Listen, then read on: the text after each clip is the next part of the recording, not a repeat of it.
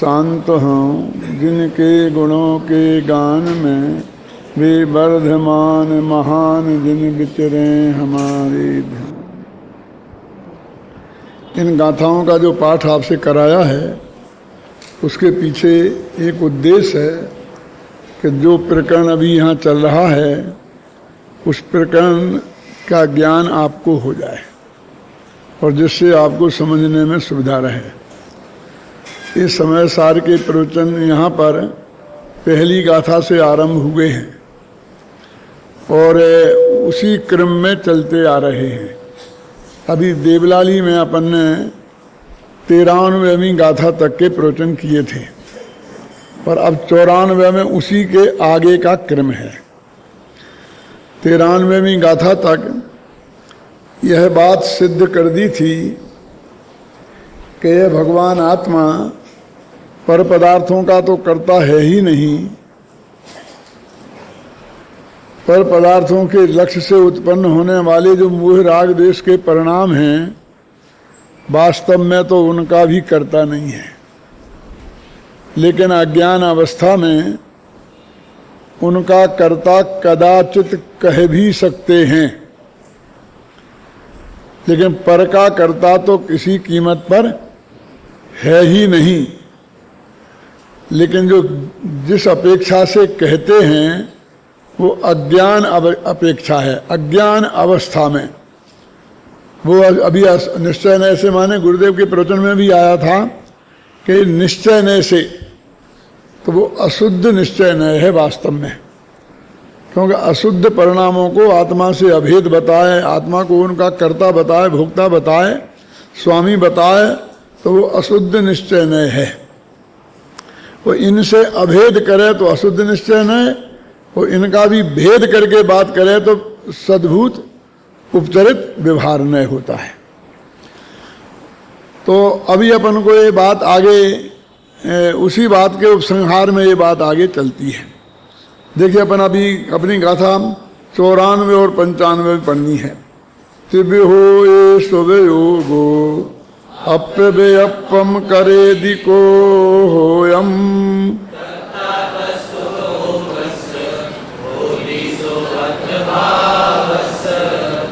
दिव्य हो ये स्वयोगो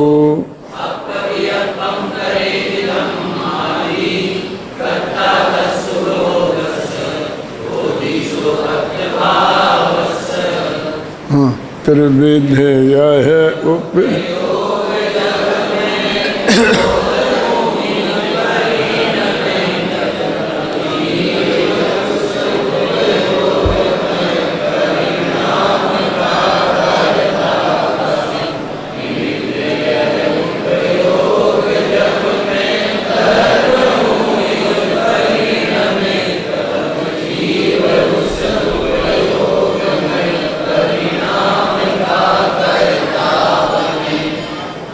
देखो त्रिविधि यह उपयोग जब मैं क्रोध हूँ इम परिणमे।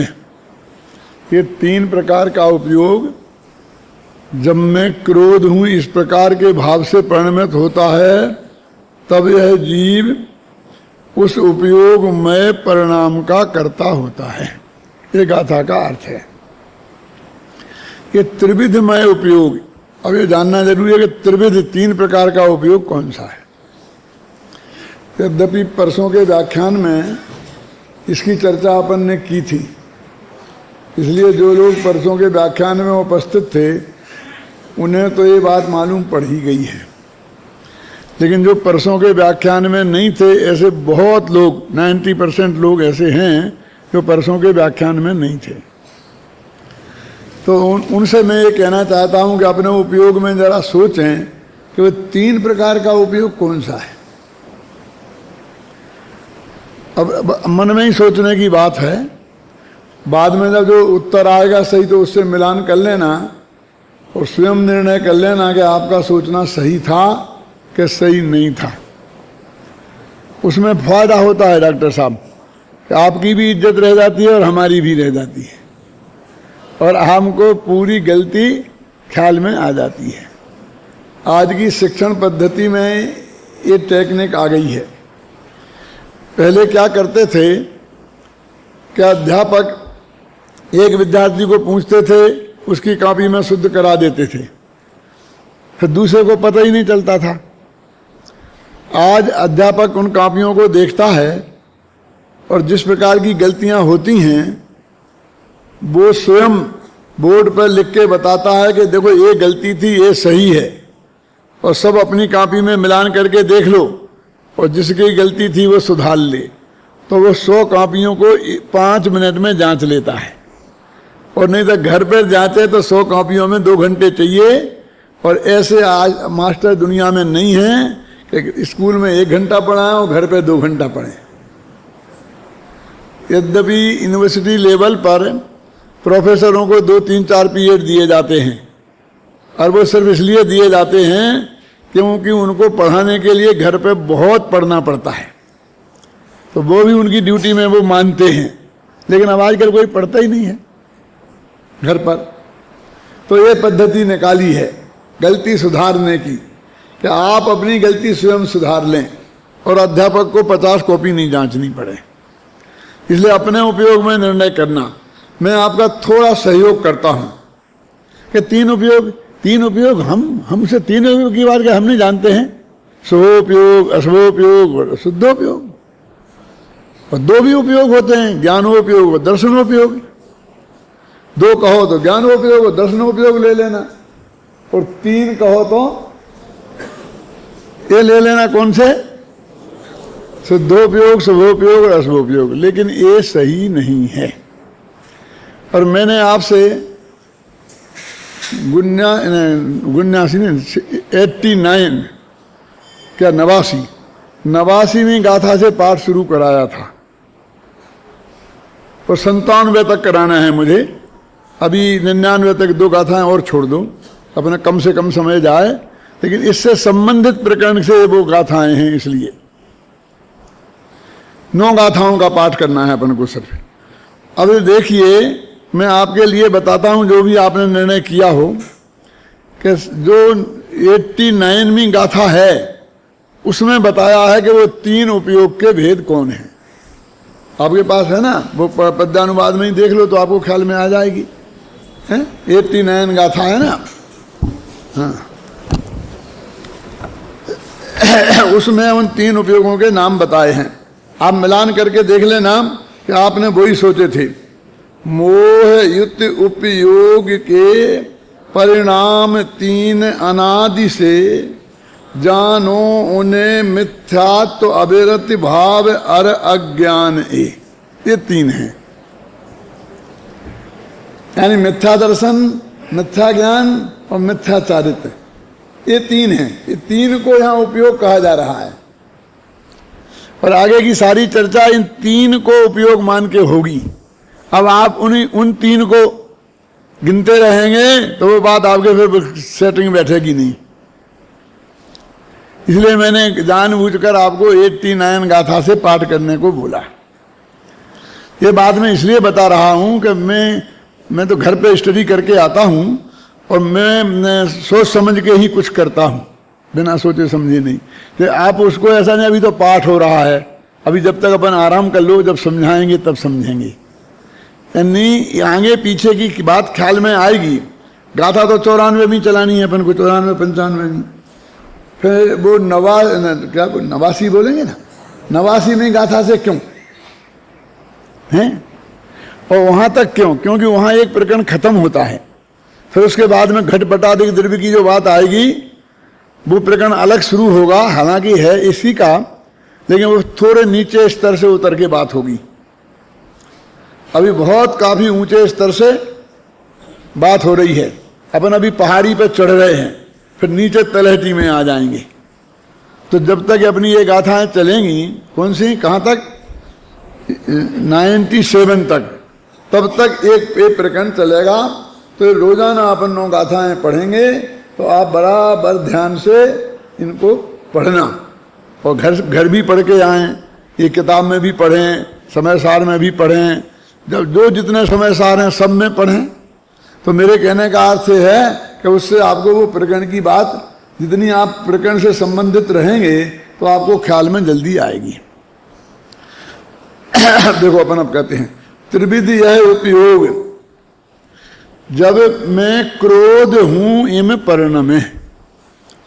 अब वो कहते परिणमित होना, परिणमित होना, श्रद्धा का परिणमित होना और ज्ञान का परिणमित होना और चारित्र का परिणमन होना, तीन गुणों के परिणमन की बात है।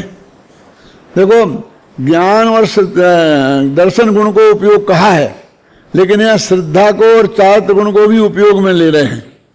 तो चारित्र गुण को तो पहले भी लिया, शुद्धोपयोग, शुभोपयोग, अशुभोपयोग में, लेकिन श्रद्धा गुण को नहीं लिया कभी। लेकिन यहाँ श्रद्धा गुण को भी उपयोग रूप बात से बात कर रहे हैं। क्या कहते हैं? तीन प्रकार से वो परिणमे। क्या परिणमे? मैं क्रोध हूं इम परिणमे। प्राकृत गाथा में भी है, तिविहो येषु वियोगो अप्यव्यपम करोधि कोहोयम।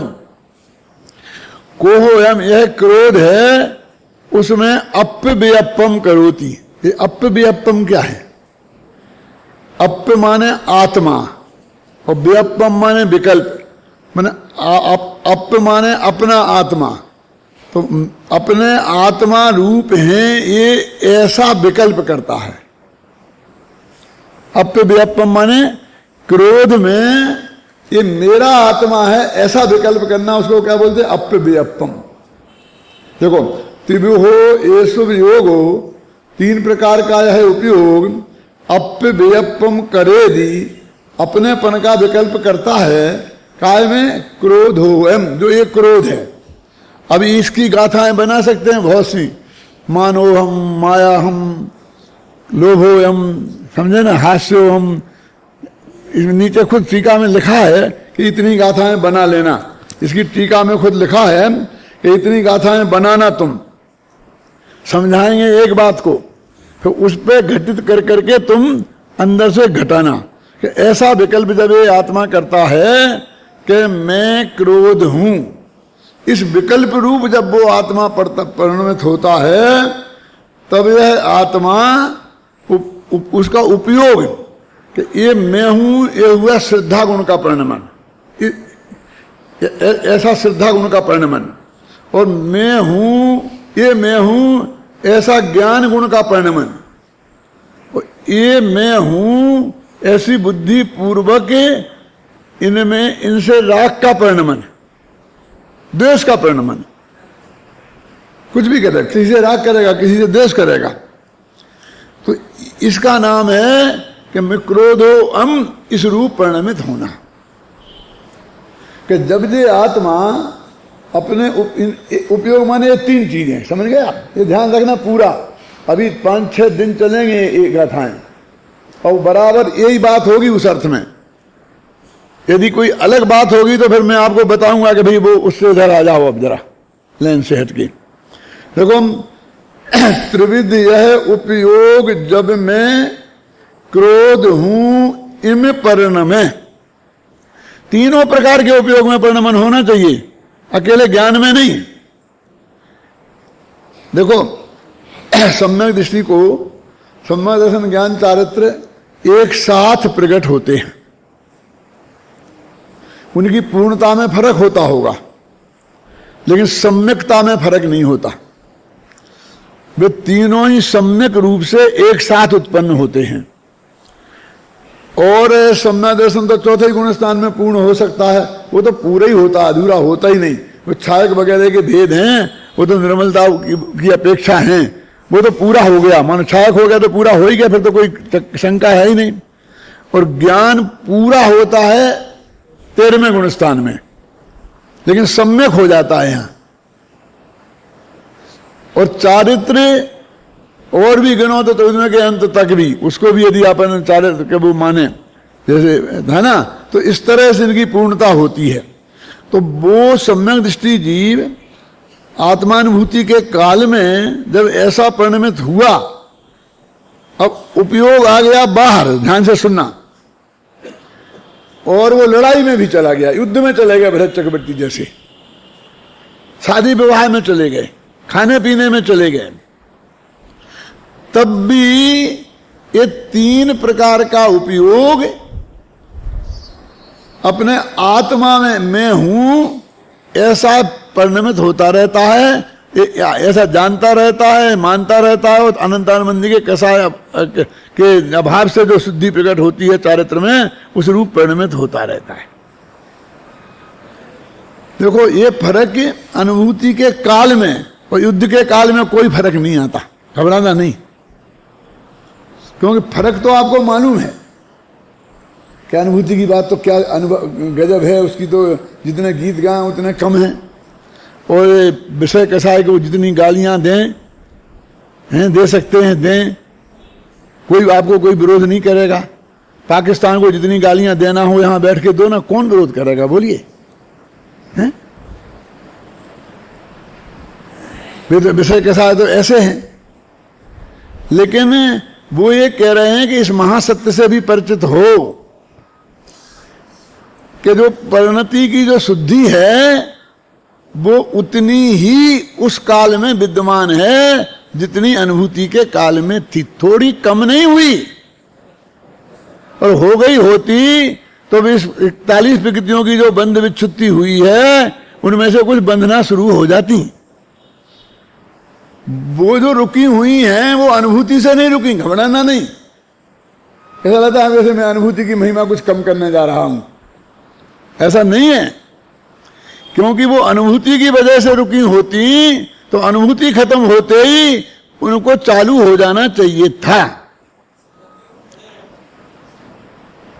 और करुणान योग की बात केवल ज्ञान गम्य बात है, केवल ज्ञानी की दिव्य ध्वनि में आई हुई बात है, उसमें पाव रत्ती भी फर्क नहीं हो सकता। ख्याल में आई ना? तो वो कहते हैं कि ये तीनों प्रकार का उपयोग इस रूप पर्ण में, ये परिणमन का मतलब अकेले ये उपयोग ऐसा नहीं हमारा उपयोग जब इसमें लगे, वो उपयोग है ही नहीं यहां। क्यों? यहां तो सम्यक दर्शन, सम्यक ज्ञान और सम्यक चारित्र को उपयोग कर रहे हैं। तो वो जो क्रोधादि मैंने, अब देखिए अभी आएगी बात, ये पूरे भावक भावों की बात है। आत्मा के सारे जो विकारी परिणाम हैं वो 29 भावों में जो रागादि में आते हैं वे सब उतनी गाथाएं बना सकते हैं। कितनी बना सकते हैं संजीव गाथाएं? 16 कसाएं तो 16 बना सकते हैं, 25 कसाएं तो 25 बना सकते हैं। क्यों? और असंख्यात लोक प्रमाण भी कसाय के भेद है ना, वो उतनी भी बना सकते हैं। बनाने की तुम्हारी ताकत चाहिए।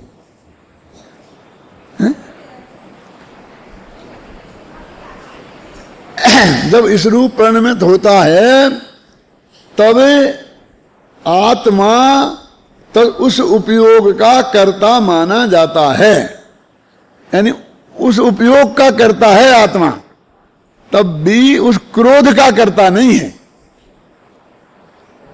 क्या कह रहे? वो 3 प्रकार का जो उपयोग है वो तो उस उपयोग रूप परिणमित हुआ है, वो क्रोध रूप परिणमित हुआ ही नहीं। आपका क्या बात करते हो? गुस्सा तो आ रहा है, आग बबूला तो हो रहे हो, गालियां तो बक रहे हो, और तुम कहते हो कि क्रोध रूप परिणमित ही नहीं हुआ है?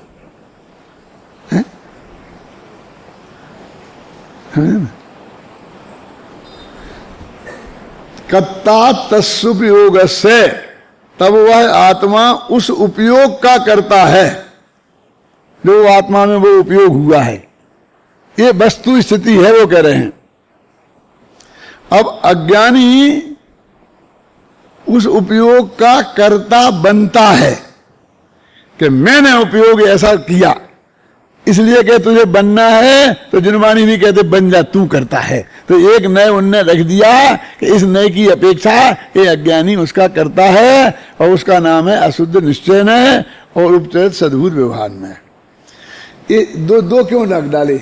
निश्चय में भी और व्यवहार में भी रमेश। इसके 2 कारण हैं। वो ये कहते हैं कि जब उस परिणमन को आत्मा से अभेद रूप में लेवें तो अशुद्ध निश्चय नहीं लगेगा, और जब आत्मा से भेद रूप लेवें तो वो उपचरित सद्भूत व्यवहार नहीं लगेगा। क्या ये जो गुरुदेव के प्रवचन में आ रहा था कि ये परिणमन की बात में कि अभेद है, भेद नहीं, यहाँ इनने अभेद की बात कर रहा, अभेद की बात कर रहे, वो ऐसा अभेद है।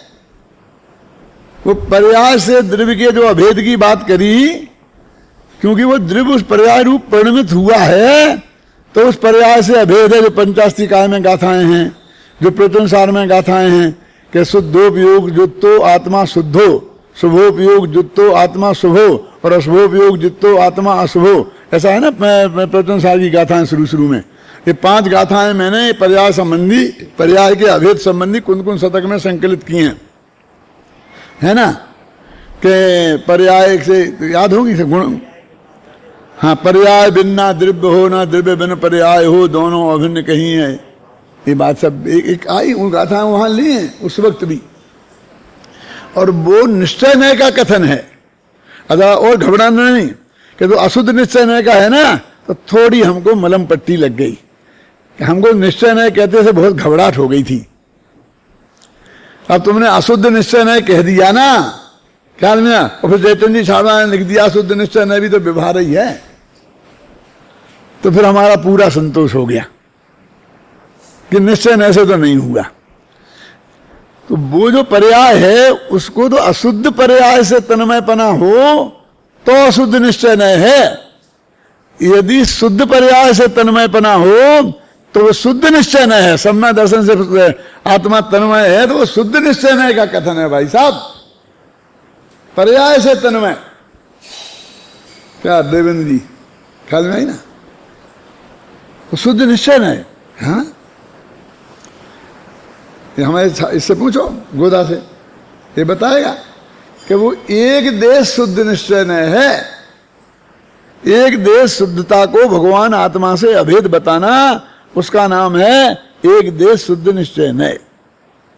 और केवल ज्ञान, केवल ज्ञानी से बताना तो वो कौन सा नय है? वो भी शुद्ध निश्चय नय है। वो कौन सा शुद्ध निश्चय नय है? वैसे तो जनमानी में उसे शुद्ध ही निश्चय नय कहा है, लेकिन आचार्यों के तुम्हें कंफ्यूजन ना हो जाए इसलिए उनके एक विशेषण लगा दिया, उसका नाम रख दिया साक्षात शुद्ध निश्चय नय। तो ये तो सब पर्यायों से अभेद वाले ही निश्चय नय हो गए। तो पर्यायों का भेद वाला भी कोई नय है कि नहीं? कि हाँ है, कि शुद्ध अशुद्ध पर्यायों से भिन्न जो भगवान आत्मा है उसकी बात करने वाला वो परम शुद्ध निश्चय नय है। अब अकेला वो इतना कह देंगे निश्चय नय। अब ये तुम्हारी अकल है कि वहां इनमें कौन 4 में से कौन निश्चय नय लगेगा, ये तुम्हें लगाना है। क्यों? और अपन इसमें माहिर नहीं है। गुरुदेव के प्रवचन में आए, क्यों पंडित जी ठीक है? भाई कौन पंडित जी होंगे जी? ये हिम्मत भाई होंगे कि फूलचंद जी होंगे कि हुकुमचंद जी होंगे कि ज्ञानचंद जी होंगे? क्यों? अपन माथा मारते हैं कि नहीं मारते हैं? वहां पर बराबर नए समझने की कोशिश करते हैं कि नहीं है? तो ऐसा थोड़ा माथा यहां मारो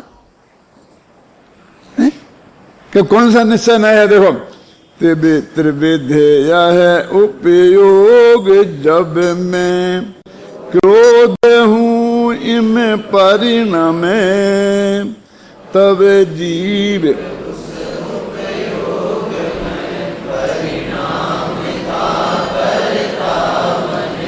त्रिविधेय है उपयोग जब मैं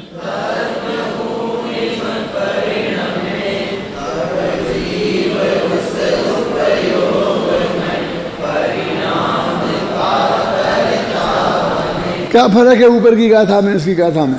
सिर्फ एक शब्द पलटा है। ऊपर था कोहोम और नीचे है धम्मादि। ऊपर है कि मैं क्रोध हूं इम्पर्ण में, और नीचे है कि मैं धर्म हूं इम्पर्ण में। ये धर्म शुद्धोपयोग वाला धर्म नहीं है। ये धर्म पुण्य पाप वाला धर्म नहीं है। ये धर्म धर्म द्रव्य वाला धर्म है। क्या? क्यों भैया? जब इन्हें क्रोधो होम कहा था तो दूसरा नंबर तो मानो होम का लाते, माया का लाते, तो वो तो सब छोड़ दिए। वो ये धम्म क्यों ले आए? कि भैया हमने दो ग्रुपों में से, दो ग्रुप हैं बहुत बड़े बड़े, उनमें से हमने एक एक के प्रतिनिधि को एक एक को पकड़ा। तो भावक भावों के प्रतिनिधि को क्रोध में पकड़ा और गेय भावों के प्रतिनिधि को धर्म द्रव्य को पकड़ा, कि वो गेय है। आता ना ये तो 35वीं 36वीं का था समय सार की, वहां से ऐसा भेद करते आ रहे जी कि गेय भावों से भिन्नता और विकारी भावों से भिन्नता। वो जो वर्णादि है वो वास्तव में तो गेय हैं, यदि हम इनमें बातें हैं ऐसा, और जो रागादि हैं वे क्रोधादि हैं, समझे, भावक भाव हैं। तो ये दो प्रकार के पदार्थों से भिन्नता भगवान आत्मा की बतानी है। कौन? एक फिर वो स्त्री पुत्र मकान जायदाद रुपया देशा गांव नगर दुनिया और यहां तक कि शरीर, यहां तक इन सब का नाम है गेय भाव। और मोह राग देश के परिणाम, इसका नाम है भावक भाव। तो उनको पकड़ा यहां धम्मोहम से। देखो अब धर्म द्रव्य, धर्म माने स्त्री पुत्र मकान जायदाद रुपया पैसा नगर देश गांव और सारी दुनिया और ये शरीर, ये धर्म का ये अर्थ होगा। ये तीसरा अर्थ निकाल दे, ना वो धर्म द्रव्य निकाल दे, ना वो धर्म पुण्य पाप वाला धर्म, ना शुद्धोपयोग वाला धर्म। छाबड़ा जी ये चौथा धर्म। और क्रोध माने अरे 25 कसाई नहीं, ये गुणस्थान मांगना स्थान जो सब लिए ना उन्होंने, नौ भाव वे सब, वो सब लेना। वर्णादि से लेके गुणस्थान पर्यंत जो सब भाव हैं वो उन्हीं की बात है। अब यहां उनको दो रूप में पकड़ रहे, एक को अपने विकारी परिणाम रूप, उसको भावक भाव कह रहे हैं, और दूसरे को ये गेय भाव कह रहे हैं। अब इन दोनों में ये भगवान आत्मा, ये मैं हूं, इस तरह जानने रूप परिणमित होता है, इस तरह सिद्धांत करने रूप परिणमित होता है, और ऐसे ज्ञान सिद्धांत पूर्वक इनके प्रति राग द्वेष रूप परिणमित होता है।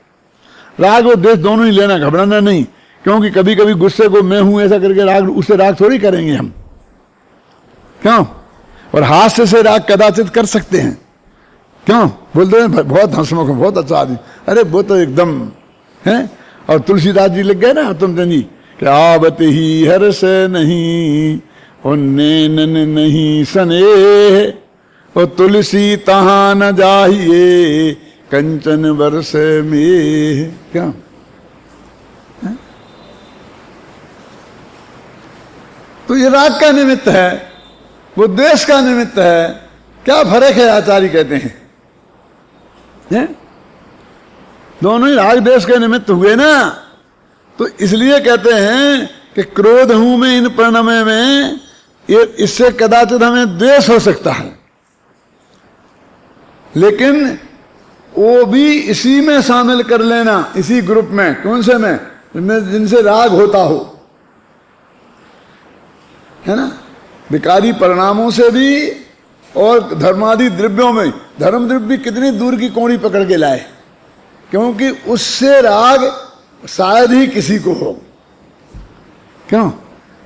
यदि हम स्त्री पुत्र की कहते तो कहते हम मान लेते, राग तो होता ही है, और कभी कभी द्वेष भी हो जाता है। क्यों? नहीं तो तलाक कैसे होते? हो जाता है ना, इसे समझ में आता। लेकिन धर्म द्रव्य से कैसे राग द्वेष होंगे हमें? तो उनको धर्म द्रव्य ऐसे गेय को पकड़ा कि जिससे गेय का कोई चक्कर खड़ा होने वाला ही है नहीं। पर आचार्यों ने प्रश्न किया कि कहाँ तुम माथा मार रहे हो, कौन से शास्त्र में कौन आदमी है ऐसा ज्ञानी इस जगत में कि जो धर्म द्रव्य में अपनापन स्थापित करता हो? तो जयसेनाचार्य ने, मेरी इस किताब में सब है, जयसेनाचार्य मैंने इसका समाधान दिया कि मैं धर्म हूं, इस विकल्प रूप परिणमित हुआ, तो इस विकल्प में अपनापन किया, वो धर्म द्रव्य में अपनापन है। धर्म द्रव्य, वो धर्म को कौन किसने देखा उसे आज तक? मुश्किल समझाने में हमें पसीना छूटता है कि कोई एक धर्म द्रव्य है भी है कि नहीं है। क्यों? और जीव पुत्र निमित्त की अपेक्षा से समझाना पड़ता है। जिस निमित्त को हम इतनी गालियां देते हैं, आखिर उसकी शरण में जाकर हैं क्यों कहते हैं कि धर्म द्रव्य की सत्ता को सिद्ध करने के लिए उस निमित्त का सहारा लेना पड़ता है। उन्होंने इसका ये जवाब दिया। मैं बहुत पहले कहा करता था, मैं अभी उसे भी सुना देना चाहता हूं कि भले ही आप डायरेक्ट रूप से धर्म द्रव्य में एकत्व बुद्धि नहीं करते हो, लेकिन धर्म द्रव्य चलते हुए जीव पुद्गलों में स्वयं तो योग उपादान की योग्यता है उनमें, और धर्म द्रव्य निमित्त है। तो जब तुम किसी के दूसरे के चलने में अपने को सहयोगी मानते हो तो उस वक्त आप धर्म द्रव्य से अपनापन स्थापित करते हो, क्यों धर्म द्रव्य का काम था वो तो निमित्त बना, और तुम अपने को निमित्त मानते हो। हैं? कोई ठहरे तो तुम्हारे ठहरने की व्यवस्था हमने की, क्यों ये आवास वाले मान सकते हैं हमारे विद्यार्थी कि इन सबको ठहराया तो हमने ही है, हैं? ऐसा हम नहीं करते हैं। मैंने ये धर्मशाला बना दी, इसमें आकर के लोग आराम से ठहरे, क्यों तो ऐसे ठहरने में निमित्त अपने को मानते कि नहीं मानते हैं? ऐसा तो वो ऐसा भी रहने में हम अपने को निमित्त माने तो आकाश द्रव्य में तुमने एकत्व किया, और तुम्हारे परिवर्तन में हम अपने को निमित्त माने क्या तो समझ लो काल द्रव्य में तुमने अपनापन किया। इसमें बहुत व्याख्यान करता, 2-2 घंटे चलाता था इसको ऐसे ले करके। कभी स्वयं हर एक आदमी में स्वयं परिणमित होने की योग्यता है। एक बच्चा अभी पैदा हुआ, क्यों, और वो 25 वर्ष का हुआ, और जब जरा सी भी प्रतिकूलता बरतने लग गया, क्यों तो बस हाँ हमने तेरे को पैदा किया और 25 वर्ष तक पाल पोस के बड़ा किया, क्यों अब बस खत्म, अब तुम सबसे समर्थ हो गए तो हमें आंखें दिखाने लगे। इतनी सी बात हमारी नहीं मानोगे तुम कि हम जिस लड़की से कहते हैं उस लड़की से शादी कर लो, क्यों? तो मैं आपसे पूछना चाहता हूं कि आपने उसे 25 साल का किया तो वो हुआ तो अपने आप ही है ना। तुमने कितने बरस में उसे 25 साल का किया, बोलो अजित भाई? 5 साल में, 10 साल में कि 25 साल में? तो तुमने क्या किया 25 साल में? तो वो 25 साल का अपने ही आप हो जाता। ये उसमें योग्यता है कि नहीं? पर्यायगत योग्यता कि यदि वो जिंदा रहा तो 25 साल में 25 वर्ष का हो जाएगा। इसमें किसी पर की जैसे सहयोग की जरूरत है, और है निमित्त तो काल द्रव्य है। तुम कौन होते हो बीच में? समझे ना? ईश्वरवादी भी यही कहते हैं। इसलिए मैं कहता हूं हमारी उनसे दोस्ती है किरमत बजा के संदर्भ में। हम कहते हैं कि तुम कौन होते हो करता, उसकी तत्समय की योग्यता से वो परिणमित हुआ, और वो कहते हैं, और हम कहते हैं निमित्त होगा तो उसका आयु कर्म निमित्त है। कुंद ने गाथाएं लिखी ना, निज आयु से जीवित रहे यह बात जिनवर ने कही, तुम बचा कैसे सकोगे जब आयु दे सकते नहीं, निज आयु क्षय से मरण हो यह बात जिनवर ने कही, तुम मार कैसे सकोगे जब आयु हर सकते नहीं। कितना क्लियर शब्द में कुंद ने भी यही सहारा लिया आखिर निमित्त की तरफ से, और वो कहते कि भैया ईश्वर की मर्जी के हिसाब से होगा, यानी तू करता नहीं है, इसमें हम और वे एक मत हैं। ये जो छोटे छोटे कर्ता बन के बैठे हैं, सबसे बड़ी समस्या ये है, हम कहते हैं कि वो निमित्त है कर्म का उदय, और वो कहते हैं कि ईश्वर निमित्त है। तो निमित्त में झगड़ा हुआ, उपादान में तो झगड़ा नहीं है ना, क्यों है? नहीं, उनके यहां भी ईश्वर को महानिमित्त माना है।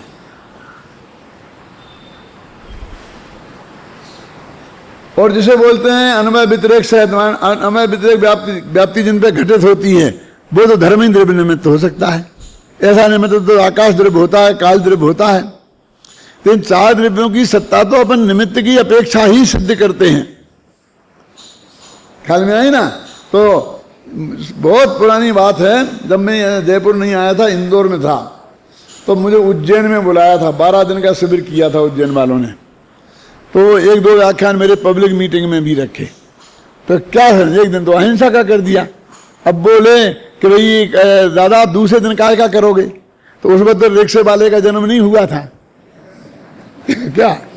तो मैंने कहा, उस वक्त क्रमबद्ध पर्याय मेरे दिमाग में चल रही थी, तो मैंने कहा क्रमबद्ध पर्याय पे कहूंगा कि पब्लिक मीटिंग में हिंदू मुसलमान होंगे, सब होंगे, तुम क्यों फिक्र करते हो? ये सन 66 की बात है, 66 समझते हैं, 66। तो वहां पर चौराहे पर व्याख्यान हुआ और मैंने क्रमबद्ध पर्याय में ये कहा कि ना हिंदू मुसलमान ईसाई सब एक मत हैं कि तू करता नहीं है। और गुरुदेव हमारे यही शर्माते हैं कि दृष्टि में पर के कर्तृत्व का निषेध, क्योंकि वो गाथाएं जो हैं 308 से 311 तक, उसका हेडिंग क्या है? कल बताया था ना, परसों बताया था, कब बताया था? दृष्टांत पूर्वक अकर्तृत्व सिद्धति, दृष्टांत पूर्वक आत्मा का अकर्तृत्व सिद्ध करते हैं, 308 गाथा का हेडिंग। और अंत में लिखा अतो आत्मा अकर्ता अवतिष्ठते, अब आत्मा अकर्ता सिद्ध हो गया। लिखा कि नहीं लिखा? तो उन्हें अकर्ता सिद्ध करना है।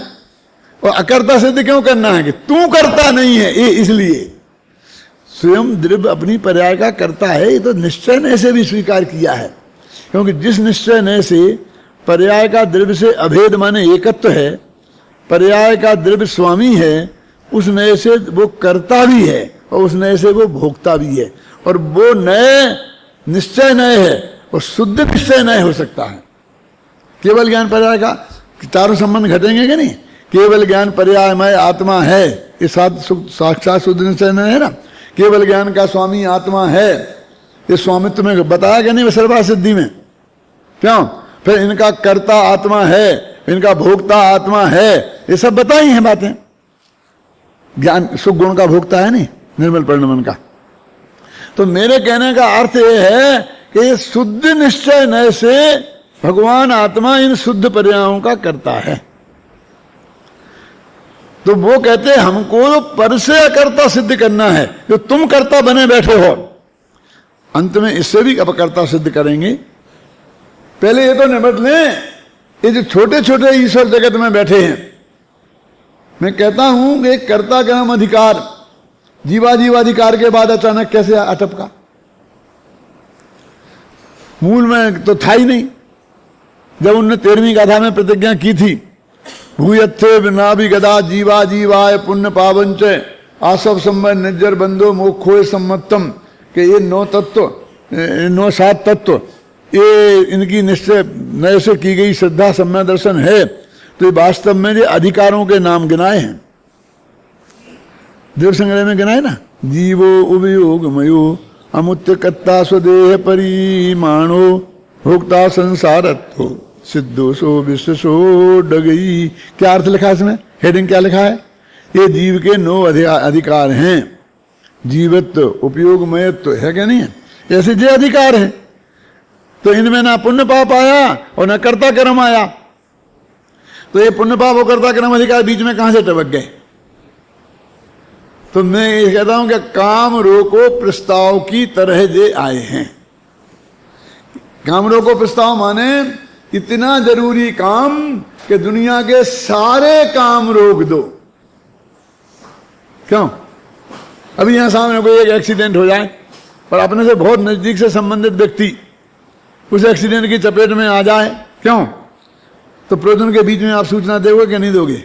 अरे ये तो बहुत बड़ी बात है, ये तो देंगे ही देंगे तुमसे पूछे बिना। लेकिन एक गाड़ी खड़ी हो रोड पर और पुलिस वाले कहें कि इस गाड़ी को हटाओ, नहीं तरफ बियर हम लेके जाते हैं, तो भी कहेंगे पंडित जी 2 मिनट। वो गाड़ी का नंबर बोल करके और कहेंगे कि जिसकी गाड़ी है भैया वो तत्काल उठा ले। वो भी काम रोको प्रस्ताव की तरह आ जाता है। वो अलग बात है कि महंगाई नहीं आ पाई हो दिल्ली के संसद में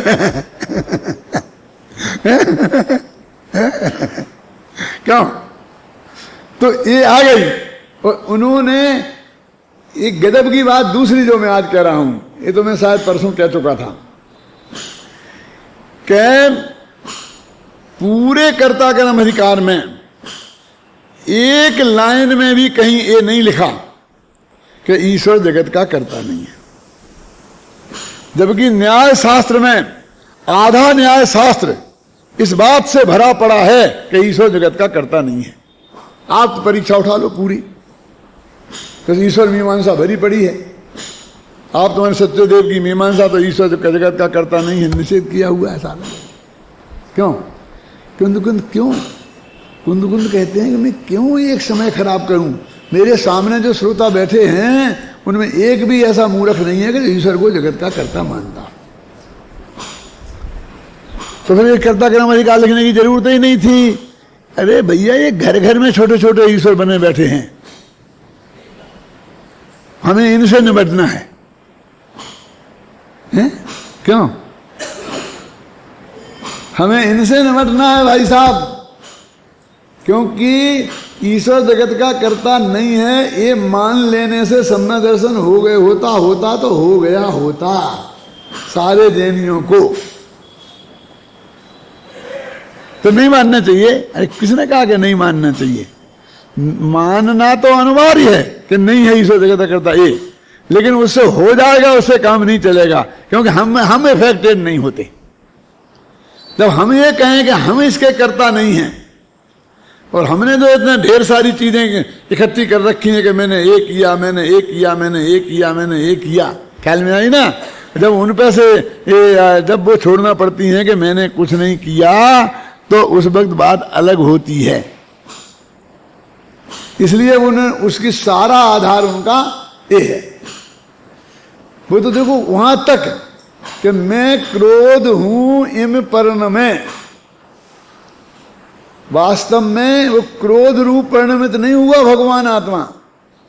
मैं क्रोध हूं इम पर्ण में ऐसे उपयोगमय परिणमित हुआ, तो ऐसे वो ज्ञानी है, कहते कोई दिक्कत नहीं है,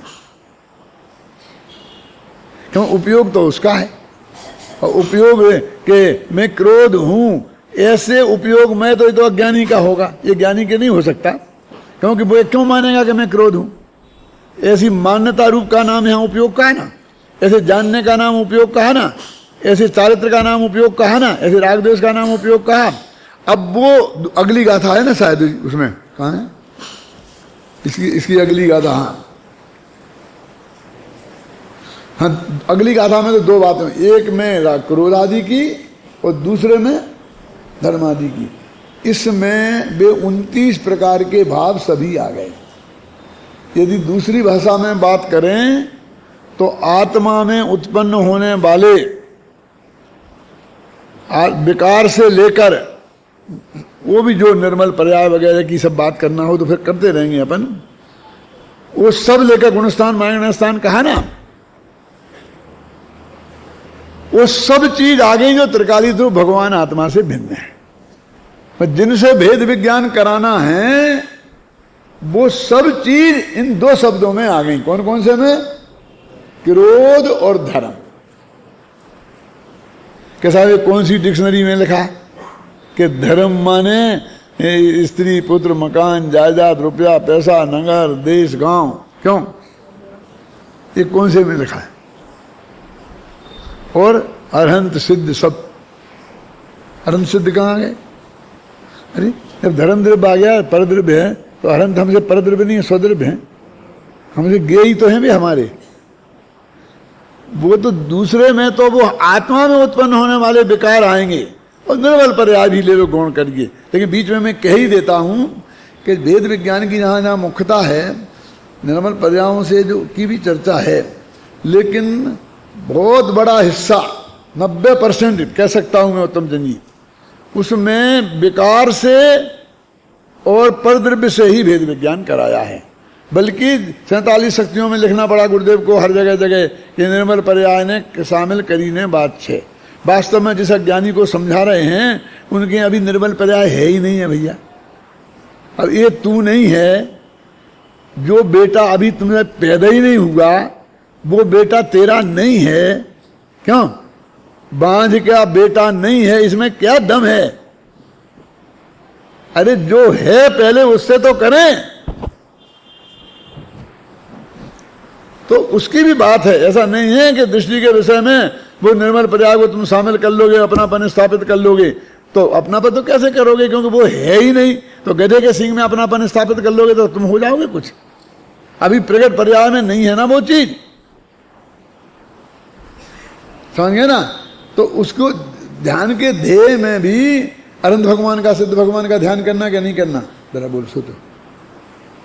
जरा खतरनाक बात कही मैंने, करना क्या नहीं करना है। अरे उनमें दो डिस्क्वालिटी हैं ध्यान के लिए, एक तो परद्रव्य है और दूसरी पर्याय है। अरहंत तो सिद्ध पर्याय के नाम है, और यदि द्रव्य गिनो तो ये परद्रव्य है। और ना परद्रव्य का करना और ना पर्याय का करना है।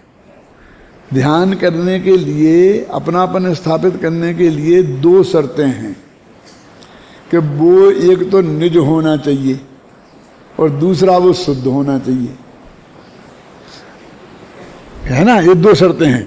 अब जरा ऊपर से देखें तो ये दो शर्तों में क्या दिक्कत है कि अपने दुनिया के हिसाब से अरहंत तो सिद्ध भगवान शुद्ध हैं, लेकिन वे अपने नहीं है, अपन नहीं है, अपने आत्मा से भिन्न है, तो छुट्टी हो गई।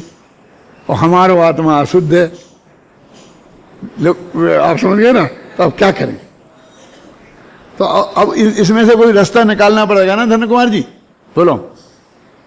तो क्या रास्ता निकाले, तो सिद्ध भगवान अरहंत को अपने में शामिल कर लो। तो वो तो हो नहीं सकता किसी कीमत पे। तुम हो चाहो तो बेहोवे तुम में तब तो है, वो तो हो ही नहीं सकते किसी में। तो अब एक ही उपाय रह गया, तो जो अपना आत्मा है उसमें कहीं शुद्धता खोजे। तो पर्याय में तो अशुद्धता है, तो अब पर्याय की अशुद्धि दूर करना है, बोलो महावीर जी। तो क्या करें कि वो तो तुम पहले उसको शुद्ध मानोगे, तब अशुद्धि दूर करने की बात आएगी। क्यों, यानी अशुद्धि की उपस्थिति में मैं अशुद्ध नहीं हूं, शुद्ध हूं, ये स्वीकार करने से काम हो। वो कल विद्यार्थी ने गाथा बोली थी ना, उसमें शुद्धता को, मैं शुद्ध हूं जो शुद्धता को प्राप्त हो,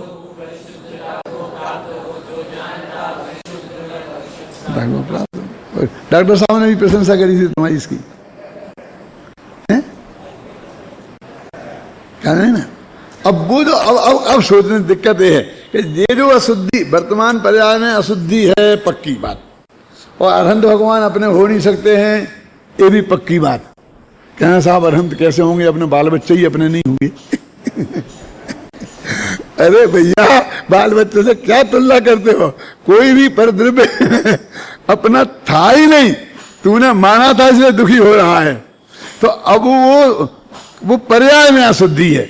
नहीं हम तो पर्याय में अशुद्धि नहीं मानेंगे।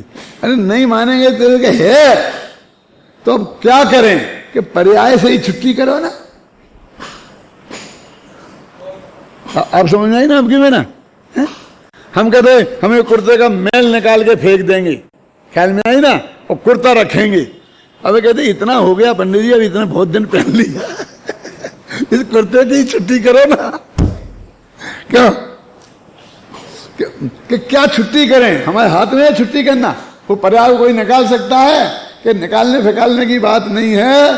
तुम अपने श्रद्धा में इतना मानो कि ये मैं नहीं हूं, बस काम हो गया। क्या इतना सा काम करना है, बोलो।